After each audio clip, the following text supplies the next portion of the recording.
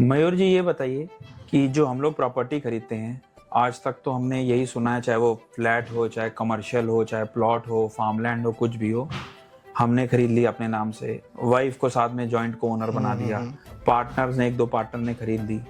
तो ये fractional ownership का क्या फॉर्मूला है? मैंने भी पहली बार सुना है। What is this fractional ownership in real estate? देखिए, फ्रैक्शनल ओनरशिप कोई नई चीज़ नहीं है। ये बहुत टाइम से चलता आ रहा है। अगर मैं इसकी शुरुआत की बात करूं तो 1960s में ये पहली बार ट्राई किया गया था। ओके या पहली बार इंट्रोड्यूस किया गया था, जो प्राइवेट जेट्स होते थे जी। यूएस में, यूके में, तो वो क्या होते थे, वो हाई वैल्यू एसेट्स होती थी। तो अब पूरा एक प्राइवेट जेट आदमी खरीद लेता था, बट कितने दिन यूज़ करता था? 10 दिन, 15 दिन फ्लाइंग उसका होता था, या 20 दिन। तो फिर इसी से ये शुरुआत हुई थी कि 20 लोग, 25 लोग मिलकर एक जेट प्लेन खरीद लेते थे, और उनका टाइम शेड्यूल्ड हो जाता था कि 40 आवर्स फ्लाइंग, 50 आवर्स फ्लाइंग सबको मिलेगा, और अपने अपने हिसाब से जिसको जहाँ जाना यूज़ कर ले। तो it's a 60-70 year old concept. It is nothing new. ये बहुत पुराना बिजनेस मॉडल है। इंडिया में भी अब आप एक प्लॉट लेते हो, मान लो एक आप पूरा जो कह रहे हो मेरे नाम पे रजिस्ट्री हो जाती है, तो प्लॉट भी क्या है, एक बड़े लैंड पार्सल का एक फ्रैक्शन ही है। एक किसी ने एकड़ों में लैंड खरीदी, फिर उसको फ्रैक्शंस में काटा, और उसको एक प्लॉट आपने खरीद लिया, तो that is a fraction of that land you have bought. So this is, but अब क्या है कि जो फ्रैक्शनल ओनरशिप को जो लोग नया इसमें क्या है, वो इसकी लीगल स्ट्रक्चरिंग, क्योंकि गवर्नमेंट के जो नॉर्म्स हैं वो इसको अलाउ नहीं करते इंडिया में कि आप मल्टीपल ओनर्स के नाम पे आप प्रॉपर्टी की रजिस्ट्री करा सको। That is the only difference. Otherwise अगर आप देखोगे तो fractional ownership is what regular आप अपनी लाइफस्टाइल में आप कुछ ना कुछ फ्रैक्शन में यूज ही कर रहे हो। तो इसमें बस डिफरेंट लीगल स्ट्रक्चरिंग का क्या है, हम क्या करते हैं, बीइंग अ ब्रिकेट, हमने कुछ एसओपीज या स्टैंडर्ड अपनी ब्रिक के फ्रैक्शंस बना रखे हैं। So what we do, we divide each property into 11 equal fractions. और हर फ्रैक्शन को हम ब्रिक कहते हैं। तो यानी हर प्रॉपर्टी को हम लोग 11 इक्वल ब्रिक्स में डिवाइड कर देते हैं। खरीदते किसके नाम से वो प्रॉपर्टी? मैं उसी पे आ रहा था। और हर प्रॉपर्टी के लिए हम लोग एक नई प्राइवेट लिमिटेड कंपनी बनाते हैं, और उस कंपनी को कहते हैं, लीगल टर्म है उसका SPV, special purpose vehicle.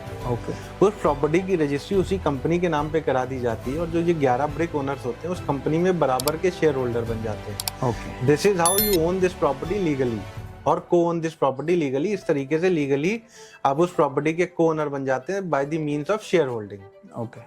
Same way आप कह सकते हो, जैसे आप एक पब्लिक लिस्टेड कंपनी का शेयर खरीदते हो शेयर मार्केट से, सेम वे आप यहाँ पे भी वही शेयर खरीद रहे हो, but it's a private limited company जो उस एसेट को या उस प्रॉपर्टी को जो ओन करती है।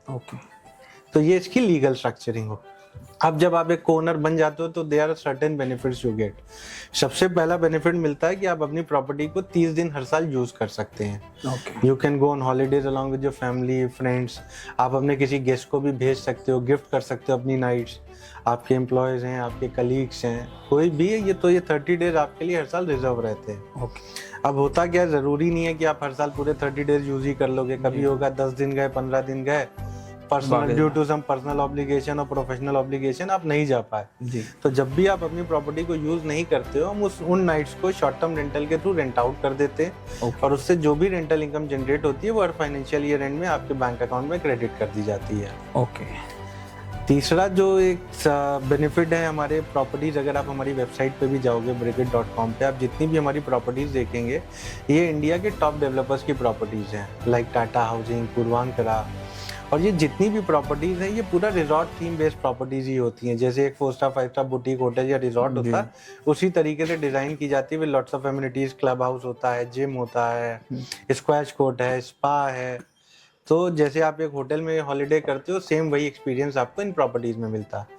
इसके अलावा जैसे मैंने आपको स्टार्टिंग बताया था कि हम लोग end to end property management services देते हैं, तो इन प्रॉपर्टीज पे we will give you end to end property management services में full fledge kitchenette, crockery, cutlery, linen, toiletries, everything will be provided by us along with the professional property management services like daily housekeeping, 24/7 concierge. So it gives feel like a luxury hotel or luxury hotel और 4 to 5 star boutique hotel. आपको जो services का experience मिलेगा, तो वही जो मैंने आपको बताया कि हम लोग का जो बैकग्राउंड है, वी आर कोर होटेलियर्स, तो आपको वही छोटी छोटी चीज़ें देखने को मिलेंगी। इवन द लिनन भी यूज़ 300 से 400 जीएसएम का लिनन यूज़ करते हैं, जो कि इंडिया में केवल आपको 5 स्टार प्रॉपर्टीज़ में ही देखने को मिलता है। तो वो छोटी छोटी चीज़ों का हम लोग अपनी प्रॉपर्टी में ध्यान रखते हैं कि ताकि आपका एक्सपीरियंस जो है वो स्टैंडर्डाइज रहे थ्रू आउट ब्रिकेट प्रॉपर्टी, आप जिस भी ब्रिकेट प्रॉपर्टी में स्टे करते हैं। लाइक मैकडी में हम लोग कहीं भी बर्गर खाते हैं, एक स्टैंडर्डाइजेशन है कि हमें वही टेस्ट मिले। राइट। ऐसी कभी भी हम ब्रिकेट की कोई भी प्रॉपर्टी में रुकेंगे तो हमारा एक लिविंग स्टैंडर्डाइजेशन आप तो हर प्रॉपर्टी पे, माउंटेन्स की प्रॉपर्टी की अलग स्टैंडर्डाइजेशन होंगे,